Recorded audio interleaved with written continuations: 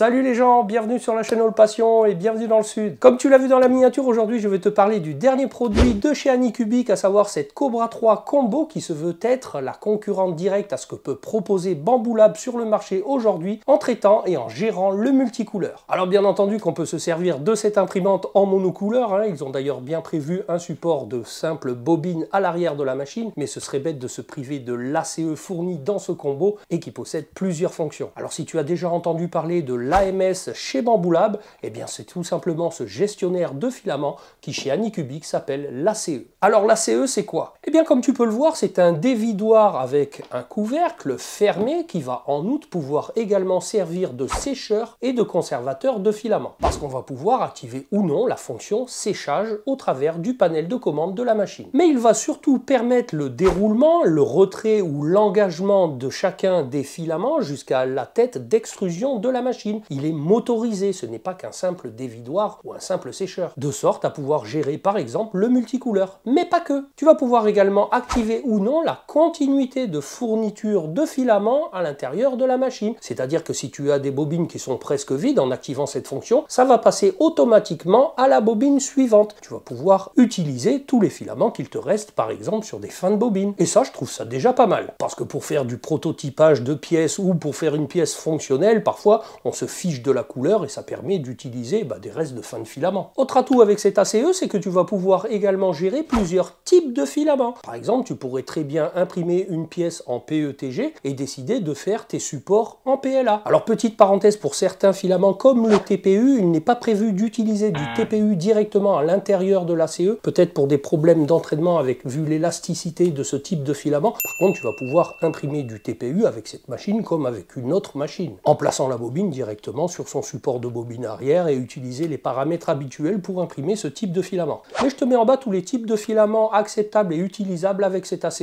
Alors, autre atout qu'Anycubic a prévu avec cette machine, c'est qu'il est possible de raccorder un second ACE derrière le premier pour ne pas profiter seulement que de 4 couleurs, mais de 8. Alors, je crois que ce sera commercialisé par la suite parce que, bien entendu, pour raccorder les 4 autres PETG, pour amener les 4 autres couleurs à la tête d'impression de cette machine, il faudra très certainement remplacer le haut ou pour raccorder 8 PETG au lieu de 4. Alors par contre, je pense que ça ressemblera encore plus à une usine à gaz, hein, parce que déjà 4 couleurs, c'est pas mal. Alors avant même de poursuivre la présentation de cette machine, je vais te faire une petite parenthèse sur le multicouleur, parce que je sais qu'au travers des réseaux sociaux, tu vois des impressions, des UForge, des choses où tu te dis des objets, des petits jouets, des goodies en multicouleur, et tu te dis, putain, c'est sympa, c'est fun, j'aimerais bien essayer. Je vais te mettre en garde sur un certain nombre de choses, parce que depuis que Bambu Lab a sorti son AMS, sur tous les réseaux, je suis sûr que tu es déjà tombé sur une impression 3D pour imprimer ces petits tableaux UForge qui sont très jolis. Et d'ailleurs, entre parenthèses, je te signale que des UForge, tu peux très bien les réaliser avec une imprimante classique. Il faut mettre un petit peu les mains dans le cambouis pour dire qu'il faut s'arrêter à certains moments avec une commande M600, me semble-t-il, quelque chose comme ça, de sorte à ce que l'imprimante à un certain level, elle se mette en pause, que tu aies le temps de purger ton filament, de changer ta bobine, de faire une extrusion, et puis de relancer, et ce,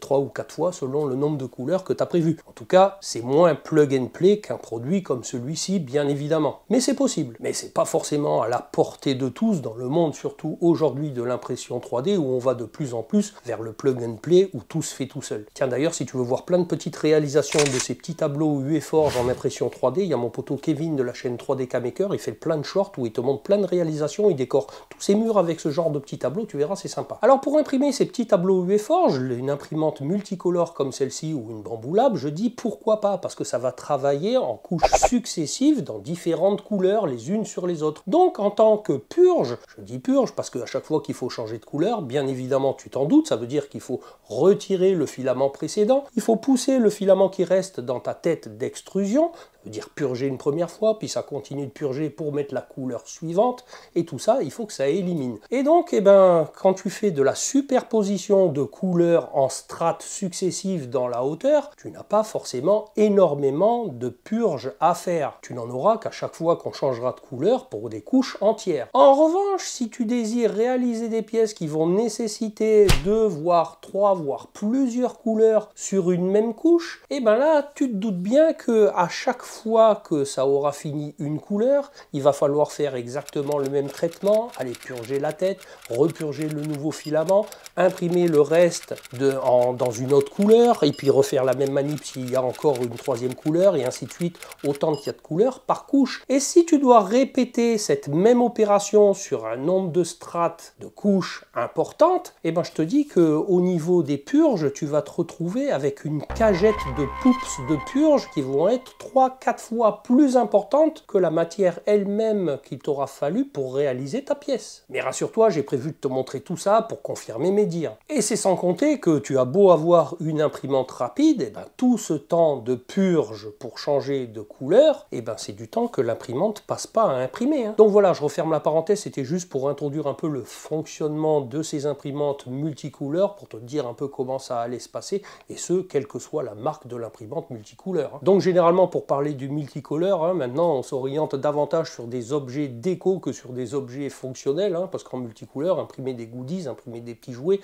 imprimer des tableaux UForge, je dis pourquoi pas, et encore que, bon, moi les objets fonctionnels, qui soient en multicouleur parce que j'ai utilisé des fins de bobines de filament, je m'en fiche, et même des fois l'impression 3D ça sert davantage au prototypage. On veut essayer, c'est une pièce ira bien, puis après on imprime un modèle définitif, ou même on fait usiner une pièce en acier en ayant d'abord essayé une pièce en plastique. Maintenant on s'oriente aussi vers ces objets-là, un peu comme dans le monde de la gravure laser, et ben là on s'oriente vers des choses qui vont te permettre également de réaliser des choses de déco. Alors maintenant revenons sur la machine par elle-même, cette Cobra 3 de chez Anycubic. Alors rassure-toi, je te montrerai quand même le montage rapide que j'en ai fait, tu verras, celle-là elle arrive quasiment prêt tout assemblé, il n'y a que des petits équipements à mettre dessus, tu verras, je te montrerai tout ça en vidéo après, mais je vais te parler de ses caractéristiques. Alors d'abord son volume d'impression, on est un peu plus grand que la Cobra 2 Pro ou la Creality K1 ou K1C qui sont sur des volumes de 220 par 220 par 250, et ben là on a 3 cm de plus en taille de plateau, on a 250 par 250 sur 260 mm de haut, donc 1 cm de plus en hauteur. Donc je sais pas où la qualifier, on n'est pas sur un grand volume d'impression comme la Creality Ender 3 V3 Plus que je t'ai présenté la dernière fois, tiens je te mets le lien de la vidéo par là, tu iras voir. En tout cas, un volume un peu plus grand que la Cobra 2 Pro. En termes de structure, comme je te le disais, elle arrive déjà assemblée comme ceci, alors tu vois de très belles factures, c'est joli, c'est en aluminium anodisé. Il y a 2 vis sans fin avec un seul moteur NEMA cette fois-ci, avec un transfert par courroie pour la deuxième tige filetée pour l'axe Z, et également un seul moteur sur l'axe Y. Au niveau de la tension des courroies, on est sur quelque chose d'équivalent à ce que ça pouvait être sur la Cobra 2 Pro, c'est-à-dire des petites molettes de tension ici à tourner, que ce soit à l'avant du plateau ici pour l'axe Y, ou à la droite de la machine ici pour l'axe X, pour la courroie de l'axe X. Et là, ils disent que c'est l'IA qui surveille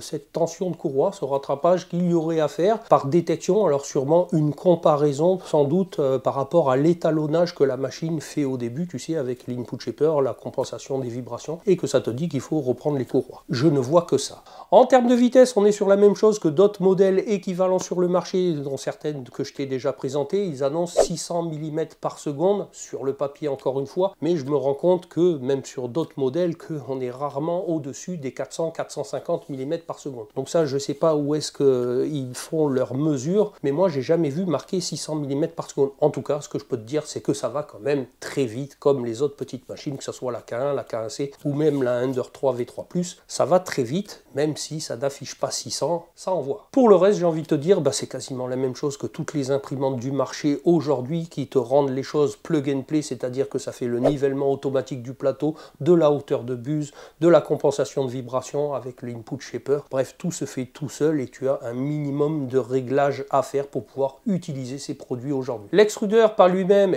comme pour les autres modèles de chez Creality que je t'ai présenté, un extrudeur tout métal. Ils ont même maintenant aussi intégré un système de changement de buse rapide, une montée en température jusqu'à 300 degrés avec un plateau qui va lui aussi pouvoir monter à 100 degrés. Et donc tu te doutes bien qu'avec tout ça, on te promet de pouvoir imprimer tout type de filaments, y compris des filaments exotiques. Mais j'ai bien regardé, que ce soit sur la notice ou sur le site, on te met toujours pas en garde que pour certains filaments, moi je te le redis encore une fois, comme je te l'ai dit pour la Ender 3 V3 Plus, si tu veux imprimer des filaments un peu plus exotiques comme l'ABS qui sont sensibles aux variations de température, il faut quand même protéger l'imprimante et la mettre dans un petit caisson pour justement pouvoir avoir cette chambre de confinement, pour pouvoir imprimer correctement ce type de filament. Parce qu'on est une nouvelle fois sur une imprimante ouverte. Alors la petite nouveauté en revanche, eh bien c'est que cette imprimante dispose d'une reprise d'impression après coupure de courant. Alors ça c'est génial, hein, parce que quand tu lances un print qui dure 6 heures et puis que tu as une coupure à 5h30,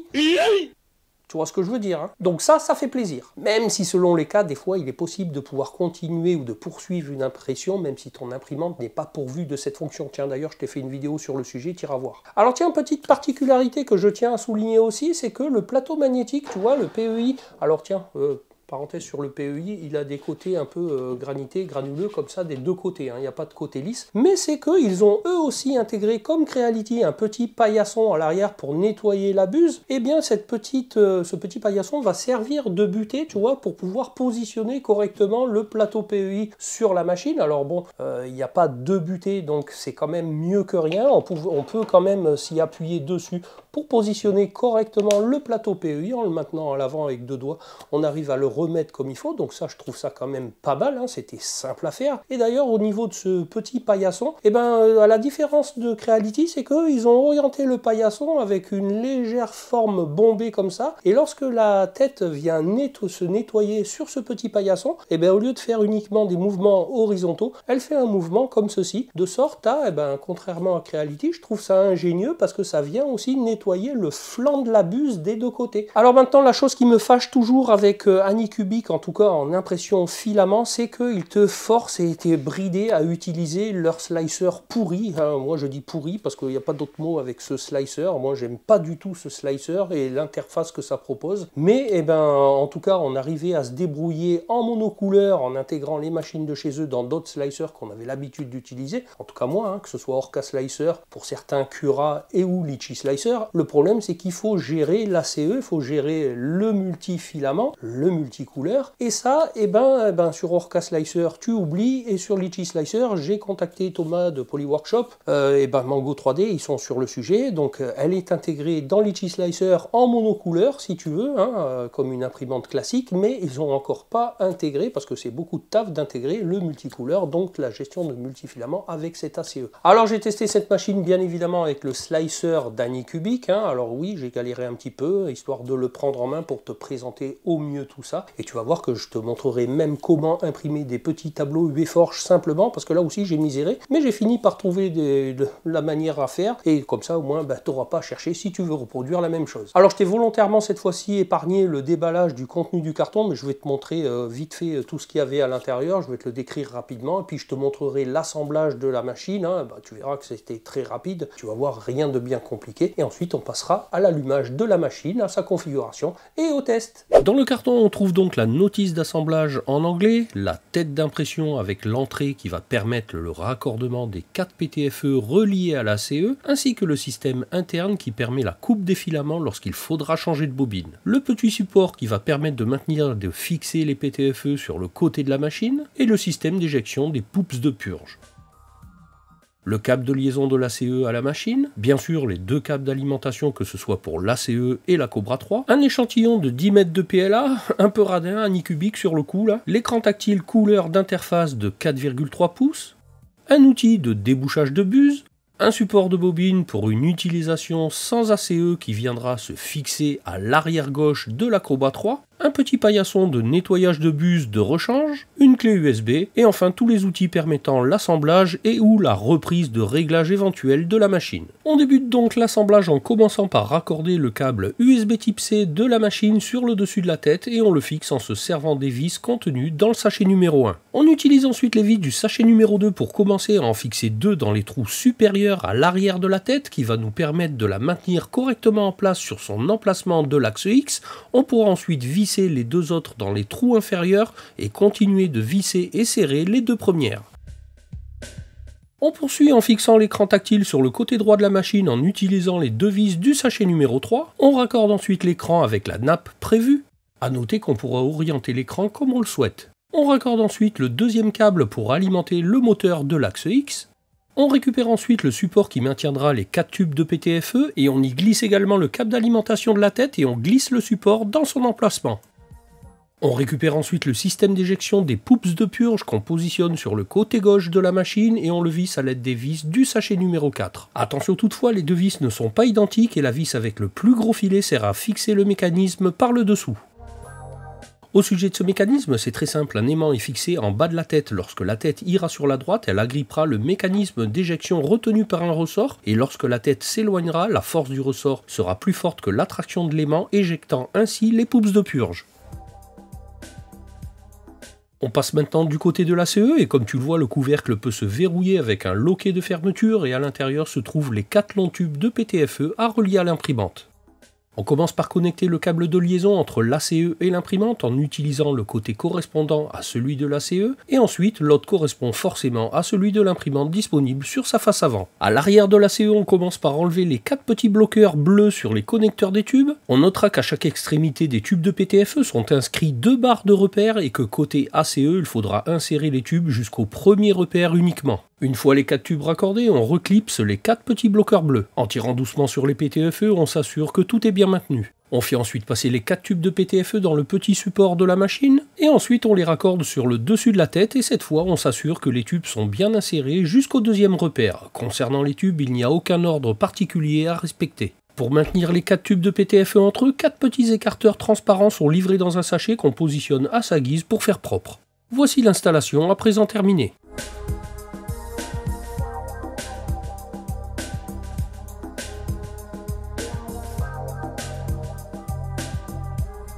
Alors comme tu l'as vu, un montage qui se veut très simple à réaliser et assez rapide, mais comme tu le vois, un beau bazar, hein, parce que pour une machine qui se veut combo, pourquoi Anycubic ils n'ont pas prévu un raccordement de l'ACE à l'arrière de la machine plutôt que de devoir se raccorder à l'avant? Sinon, comme tu peux le voir, 2 ports USB en façade sur lequel tu vas pouvoir également raccorder, si tu le souhaites, une caméra pour faire des timelapses ou pour pouvoir surveiller via l'application Anycubic une nouvelle fois ton imprimante à distance. Et encore une fois, cette caméra elle aurait pu être raccordée à l'arrière de la machine, mais non, on va utiliser un port USB une nouvelle fois en façade. Alors un deuxième port USB sur laquelle tu vas pouvoir également clipser une clé USB si tu ne possèdes pas le réseau ou que ça ne capte pas là ton réseau, là où tu auras installé ton imprimante, pour pouvoir y injecter éventuellement le G-code de la pièce que tu auras imprimée. Et comme je te le disais, comme pour la Cobra 2 Pro, tu vas pouvoir te servir de l'application smartphone si tu veux lancer des prints directement depuis le cloud de chez Anycubic. La seule condition, c'est qu'il faudra que tu crées un compte Anycubic si tu ne possèdes pas déjà, mais c'est totalement gratuit. Sinon, comme tu l'as vu lors de la séquence d'assemblage que je t'ai proposée, elle est fournie avec tous les outils qui te permettent d'équiper la machine, avec le déboucheur de buse, pouvoir régler les excentriques du plateau axe Y si jamais tu observes un petit jeu,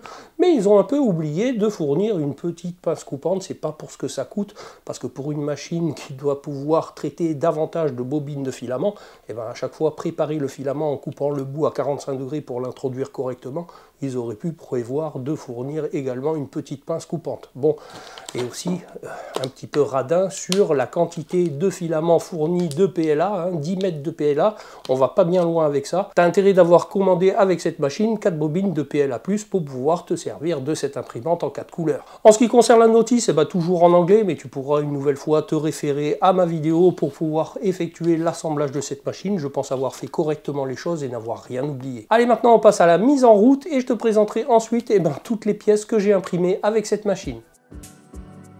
Après avoir allumé l'imprimante, on voit le logo Anycubic s'afficher, on sélectionne la langue anglais plutôt que chinois, puis global, et enfin notre réseau, et on saisit le mot de passe. Une fois connecté, on clique sur Confirme, puis sur Next, encore sur Next, on patiente un peu et on nous invite à plugger la clé USB. Et l'imprimante se lance alors dans toute sa procédure de calibrage, il n'y a qu'à laisser faire.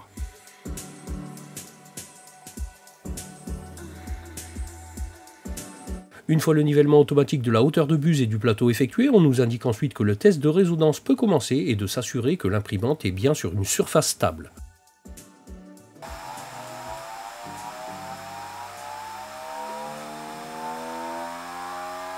Une fois terminé, on clique tout simplement sur Finish. Je sélectionne tout d'abord la machine et un firmware est bien disponible et je clique donc pour le mettre à jour. Ça le télécharge et l'installe automatiquement. Une fois installée, la machine redémarre toute seule.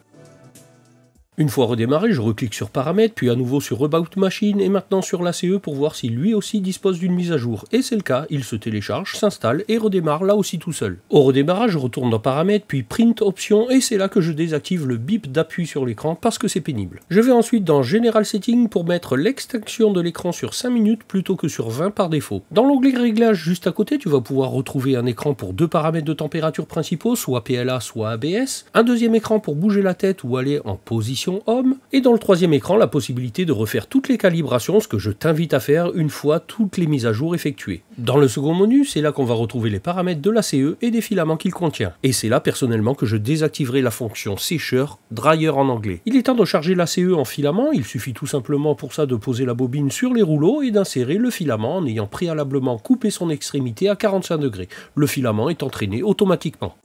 Sur l'interface dans le menu de l'ACE, on voit que l'emplacement 1 est bien occupé maintenant et on peut renseigner la nature du filament ainsi que sa couleur en cliquant sur la bobine et ensuite sur le petit crayon. Avant de charger les autres filaments, je vais lancer d'abord une extrusion de celui-ci pour vérifier que tout fonctionne. Le temps de la montée en température de la buse, le filament est poussé par l'ACE, il chemine bien dans son tube de PTFE et est entraîné par l'extrudeur pour effectuer une purge. Tout va bien. L'éjection fonctionne aussi correctement. L'interface m'indique également que l'extrusion est terminée, je clique donc sur Finish. Je charge donc pour l'instant deux autres bobines de filament. Et de la même manière, je renseigne qu'il s'agit de PLA ainsi que la couleur pour chaque bobine insérée. A noter que je renseigne ces données manuellement, mais Anycubic a prévu des bobines de filament équipées de puces RFID qui renseigneront automatiquement tout ça lors de l'insertion dans l'ACE, qui lira tout seul les informations contenues dans ces puces RFID. Je vais à présent lancer le premier print en allant voir ce qui est proposé dans les fichiers locaux de la machine, et je sélectionne ce décapsuleur en deux couleurs. Comme je ne possède pas les couleurs du modèle proposé, je peux changer par contre par celles que je possède. Et je lance l'impression.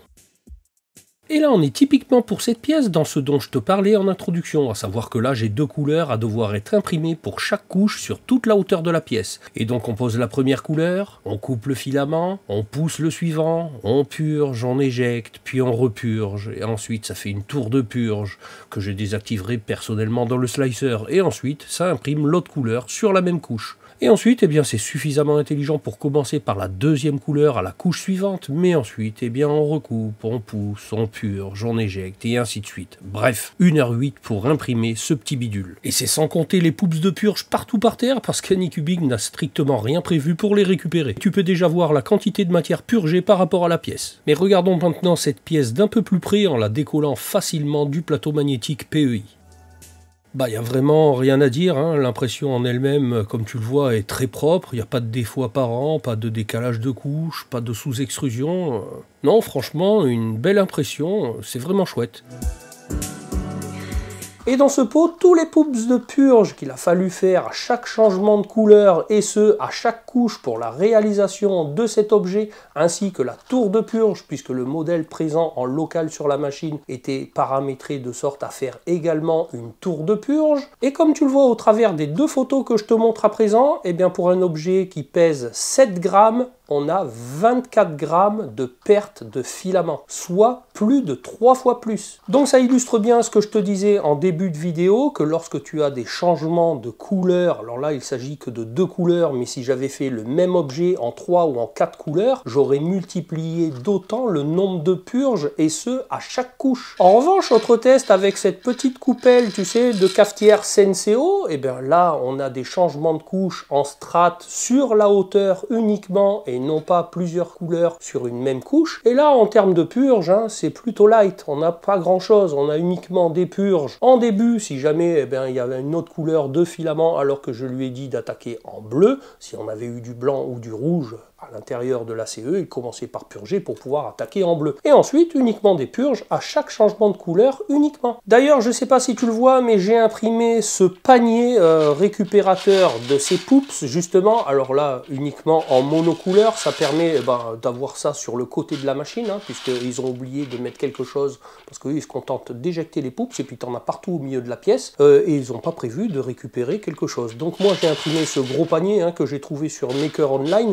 Alors, je vais te le montrer de près et tu vas voir que, alors temps de réalisation 4 heures pour ce gros panier, bon c'est normal, hein, ça prend quasi l'intégralité du plateau comme tu peux le voir.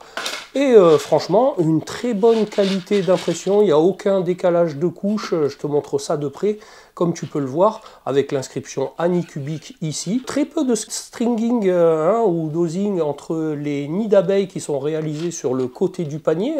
Bon, il y en a un petit peu, c'est normal, parce que ça imprime quand même assez vite. Mais en tout cas, une très belle réalisation. Je suis quand même vraiment très satisfait de la qualité d'impression avec cette machine. Donc l'impression de cette pièce m'a permis de tester les performances de cette machine et franchement, je suis vraiment satisfait du résultat obtenu. Allez, maintenant je te montre ce qui peut potentiellement t'intéresser avec ce genre de produit. Et ben, c'est la réalisation de quelques huées-forges. Alors moi, c'est mes premiers, tu me diras ce que t'en penses. Et moi, je trouve ça super joli. Alors voilà pour un petit Deadpool, voici pour un petit Groot. Et enfin, mon préféré, parce que moi, tu le sais, je suis fan, et ben, un petit Captain America. Mais avant de te les montrer de plus près, on va repasser sur l'ordi et je vais te montrer comment faire avec ce slicer Anycubic parce que j'ai cherché un bon moment. Et puis toi, ça t'évitera de chercher pendant 20 ans comment faire ces petites reproductions huées-forges. Alors, il suffit tout simplement de se rendre sur le site de Maker Online. Maker Online est à Anycubic ce que Maker World est à Creality. Donc, c'est exactement la même chose et on va pouvoir retrouver, tu vas voir, il y en a qui postent exactement les mêmes projets que ce soit sur un site ou sur l'autre. Et pour faire ce genre de petit tableau, eh bien, on va taper par exemple Marvel huées-forges dans la barre de recherche. On fait rechercher et là, on nous indique tout un certain nombre de petits projets. Alors, par exemple, que je veuille faire ce petit Spider-Man, on nous donne exactement le rendu que ça va donner. On voit à peu près si on possède les couleurs en regardant en bas ce qu'il va falloir faire. On va nous donner tout un certain nombre d'indications pour le changement de couleur à certaines couches, pour que les couches se superposent pour pouvoir avoir le bon rendu. Donc eh bien on voit que j'ai du bleu, du blanc, du rouge et du noir. Donc c'est exactement ce que j'ai dans mon ACE. Et bien il suffit tout simplement de pouvoir downloader, de télécharger les fichiers. Alors je vais télécharger tout simplement. Alors on me demande de me loguer. Alors pour se loguer, le compte, pour créer un compte, c'est complètement gratuit. Donc il suffit de se loguer. Une fois logué, donc eh bien on télécharge les fichiers. On reste sur la page pour pouvoir, ou alors on les copie-colle dans un document Word pour avoir les indications ici du changement de couleur aux couches correspondantes. Et on nous donne ici l'indication principale qu'il va falloir faire un print à 100% de remplissage avec des hauteurs de couche de 0,08 et une première couche à 0,16. Une fois qu'on a ouvert le slicer Anycubic, je te rappelle, même si moi j'ai un peu galéré pour me servir de ce slicer, mais on n'a pas le choix avec cette machine, eh bien on regarde qu'on est bien en train d'utiliser la bonne machine. Tu vois, moi la mienne est encore en train d'imprimer, sinon eh bien on utilise celle-là, on sélectionne celle-ci, on synchronise également l'ACE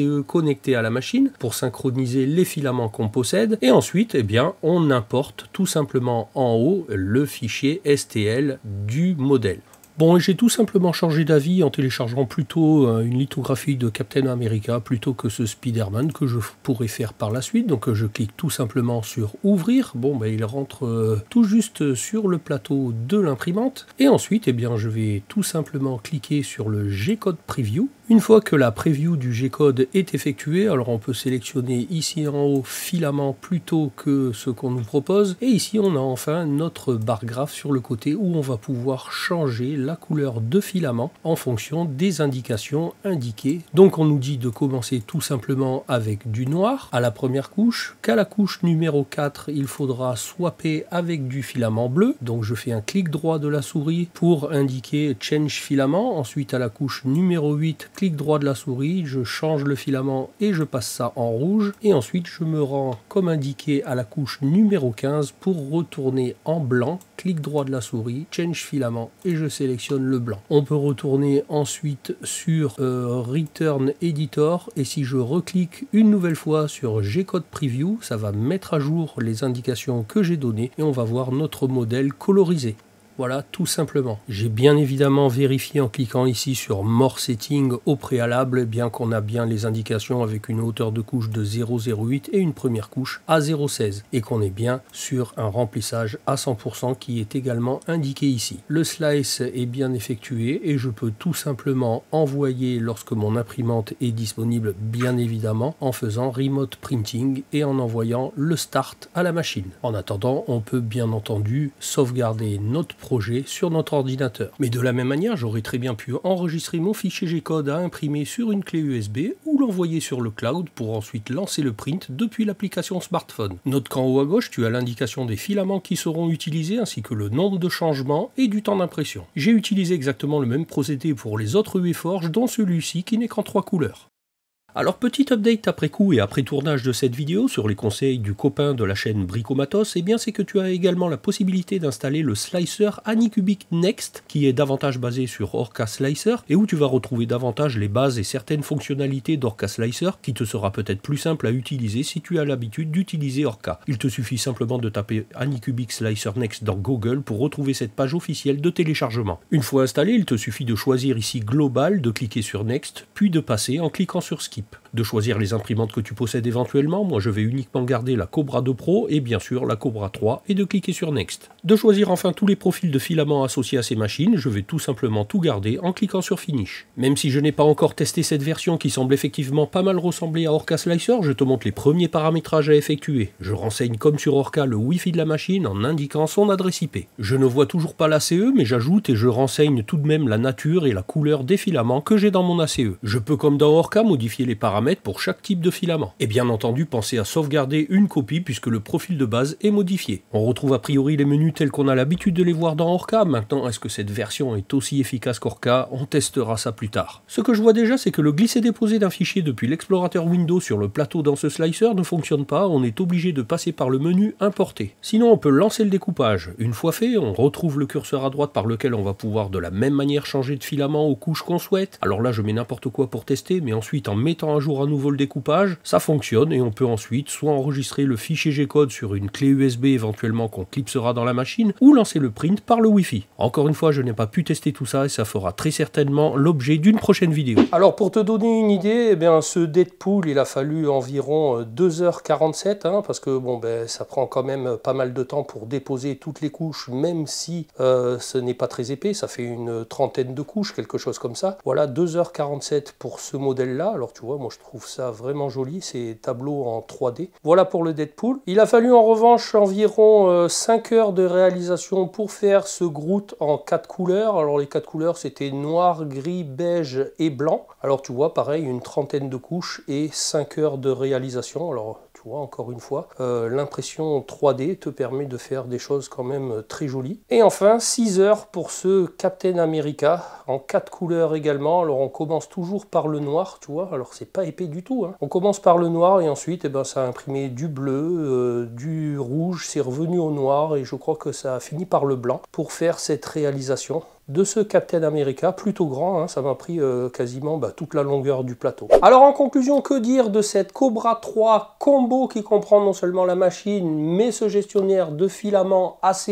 Et bien qu'au début j'étais sceptique, parce que depuis la Cobra 2 Pro, et bien moi avec les imprimantes filaments de chez Anycubic, je suis toujours la retenue parce qu'à chaque fois je me dis il va falloir utiliser, je vais être verrouillé, je vais devoir utiliser ce slicer Anycubic et je vais galérer. Au final j'ai fait l'effort pour pouvoir employer parce que bien obligé ce multicouleur et puis je suis tout simplement bluffé du rendu non seulement de la machine en monocouleur parce qu'elle imprime vraiment vite et bien. Alors la machine par elle-même est une machine classique qui n'imprime ni mieux ni moins bien que certaines machines qui sont sur le marché aujourd'hui du même gabarit bien évidemment, mais la possibilité de pouvoir gérer ce multicouleur avec ce boîtier ACE, c'est tout juste fantastique et vraiment très bluffant. Alors bien sûr que je me languis que cette machine intègre le slicer Orca Slicer par plus de facilité parce que c'est un slicer maintenant que je connais mieux que celui d'Anycubic où je suis toujours en train de me poser aussi quand même pas mal de questions, notamment sur la gestion des filaments. Je comprends pas toujours tout. Et puis bien entendu sur Litchi Slicer où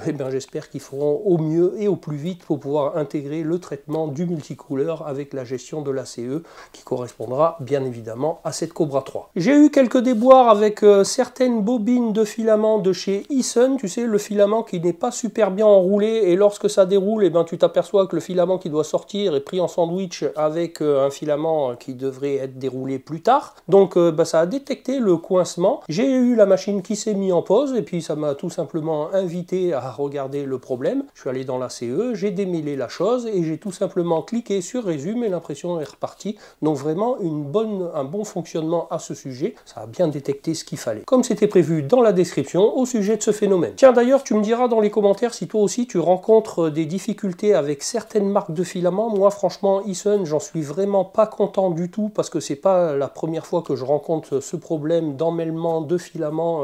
Même sur d'autres machines, j'ai rencontré le souci. Donc ça, c'est quand même assez pénible. Hein. De temps en temps, si la machine n'est pas équipée de cette détection où ça tire quand ça veut pas dérouler, et ça finit par avoir un peu du grabuge sur les machines. Donc dis-moi dans les commentaires ce que toi tu utilises comme type de filament, je sais pas moi, Eriwan, ou est-ce que tu as des marques de filaments où vraiment je vais pouvoir compter dessus, où je ne rencontrerai pas ce souci. Autre point positif de cette machine, c'est la reprise d'impression après coupure de courant, hein, parce que sur un WaveForge comme ça qui dure 6 heures, si j'avais eu une coupure de courant 2 couches avant la fin, j'aurais eu un peu les boules. Donc bon, là j'ai pas eu de coupure, mais en tout cas c'est bien d'avoir intégré cette fonction. Comme je te le disais, cette machine ne surclasse pas les produits concurrents actuellement sur le marché, hein. Elle possède tous les attributs qui en font que c'est aussi une bonne machine, aussi plug and play, hein, avec le calibrage automatique du plateau, de la hauteur de buse, l'input shaper, hein, la compensation des vibrations. Mais son gros atout, c'est que pour un tarif quasiment équivalent à d'autres produits du marché, celle-ci est fournie avec son gestionnaire de filaments, avec cet ACE Pro. Tiens d'ailleurs, pourquoi Pro? Est-ce qu'Anycubic avait sorti un ACE pas Pro?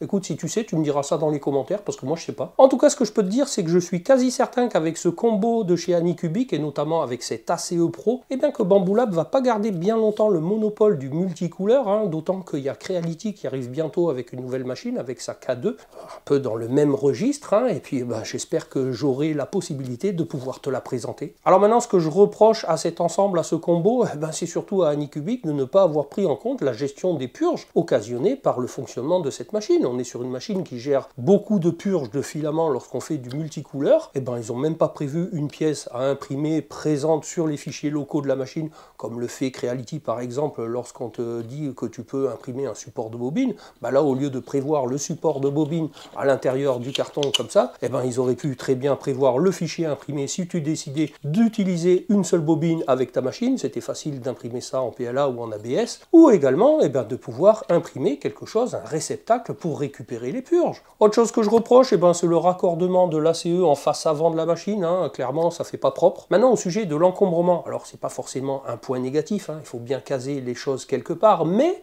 tu n'as pas la possibilité de mettre ailleurs qu'à gauche l'ACE par rapport à la machine. Il n'y a pas de possibilité, si toi tu le souhaites dans ta configuration, de le placer à droite. C'est prévu de le placer uniquement à gauche. Sinon pour le reste, je suis pas déçu, hein. Ça marche bien, c'est quali, c'est vraiment une très bonne machine. Niveau tarification, on est actuellement sur 479 € pour ce combo. Je te mets bien évidemment le lien où tu pourras te la procurer au meilleur prix, avec potentiellement un code de réduction si j'arrive à te dégoter ça. N'hésite pas à aller voir dans la description de la vidéo. Tu pourras d'ailleurs retrouver dans la description de la vidéo tous les bons plans que je te propose avec les codes de réduction associés. N'hésite pas à aller voir. Alors j'espère une nouvelle fois que tu auras apprécié le contenu de la présentation que je t'ai fait de ce produit. Alors si c'est le cas, comme d'habitude, je compte sur toi pour me le témoigner avec un petit pouce et à me le dire dans les commentaires. C'est important pour le référencement YouTube et c'est gratuit. À partager la vidéo sur tous tes réseaux, si c'est pas pour toi, ça pourra peut-être intéresser quelqu'un que tu connais, à t'abonner à la chaîne si c'est pas déjà fait, surtout d'activer la petite cloche avec toutes les notifications si tu veux être informé de la sortie de mes prochaines vidéos. Je te rappelle que tu peux toujours aller checker les anciennes, tu pourras trouver ça utile, divertissant, enrichissant, et moi je te dis à bientôt pour une prochaine vidéo. Allez, salut les gens!